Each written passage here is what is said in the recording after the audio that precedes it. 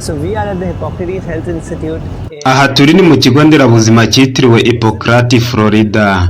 Ni ikigo nyaburanga, hari ibimera bitoshye gusa, hari amafu, amahumbezi n'akazuba ka kibera inka.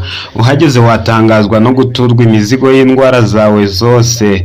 Twahaciye ingando y'ibyumweru 2. Twahaboneye byinshi tutazibagirwa mu buzima bwacu.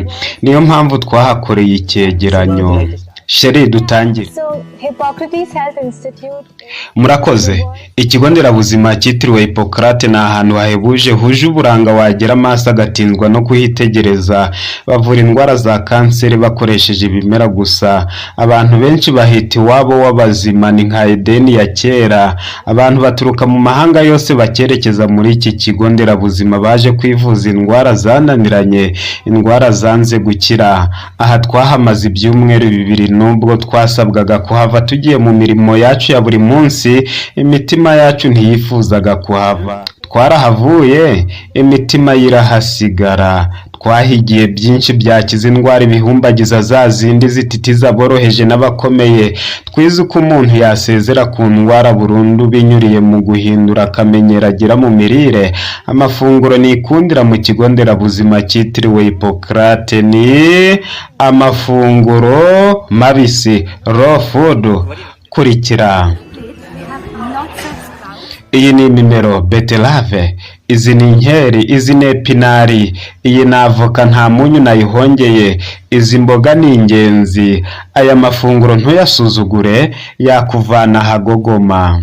Mubonye ibibera mu nderabuzima yitiriwe Hippocrates, barya ibibisi 100%. Abagera muri iki kigo bahita basezera ku ndwara zose.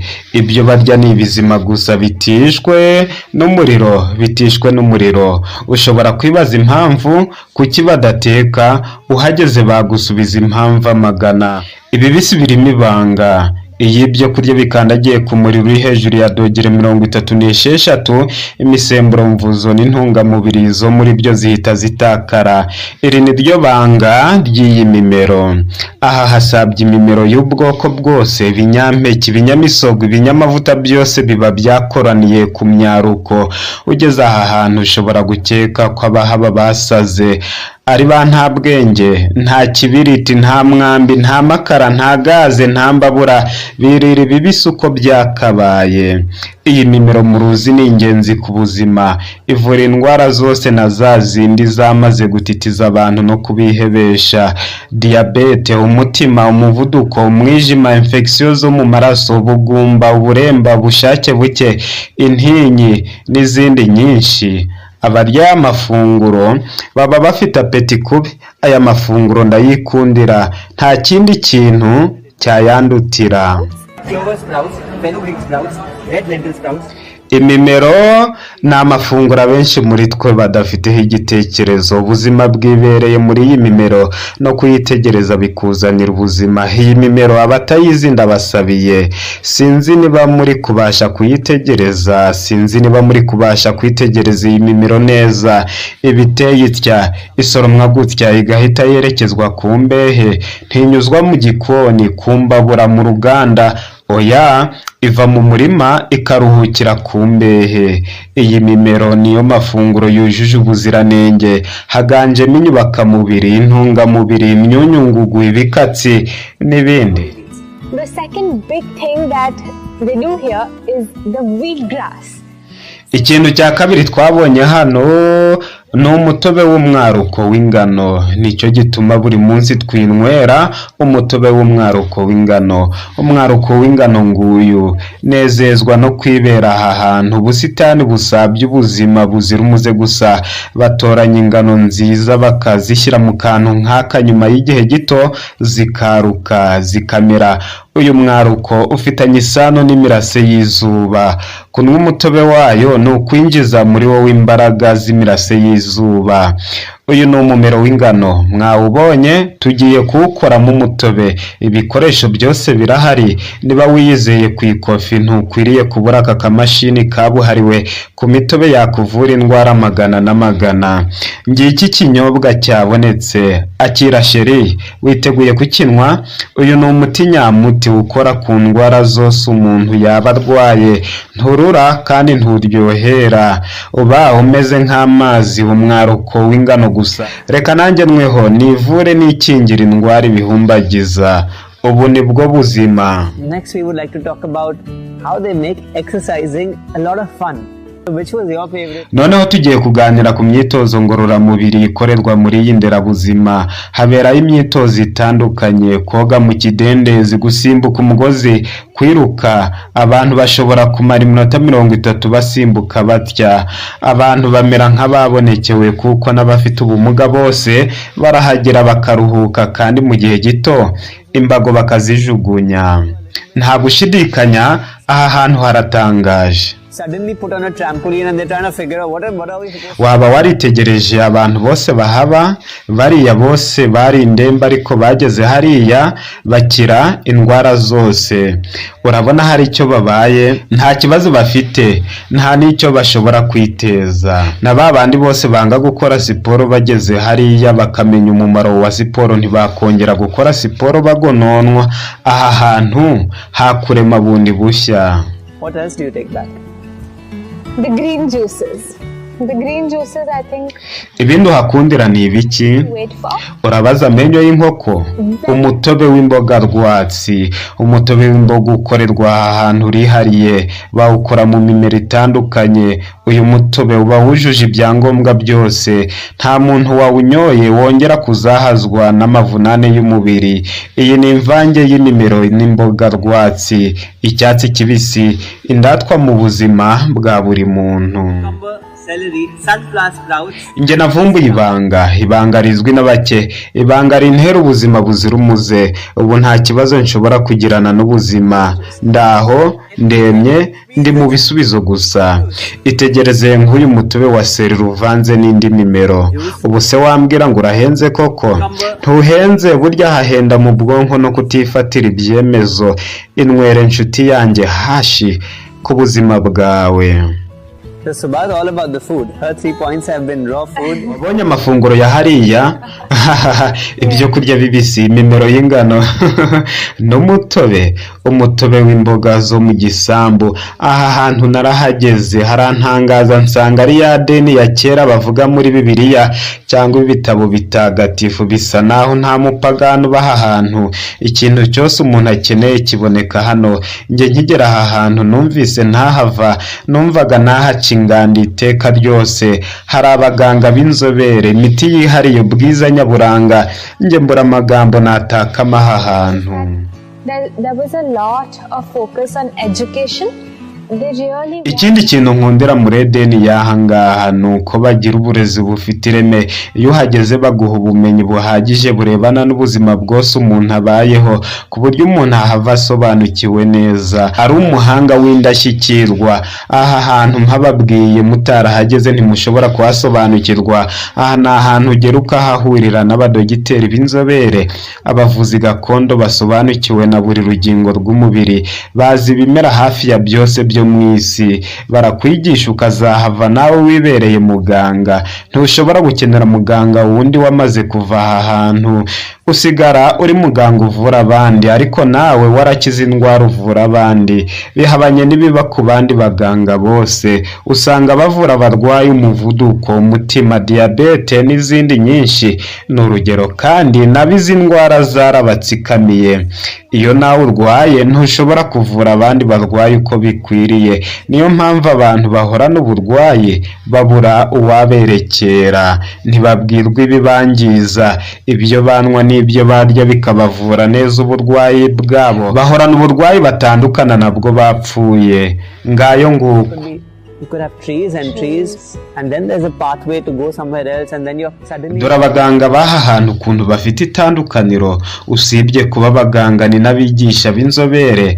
Dore amasomo bigisha: gusukura umubiri, kwiyina, kurya wivura, uko wameza imimero itandukanye, kwirinda ibikwangiza. Babyigisha neza nk'abamarayika bo mu ijuru. Wow!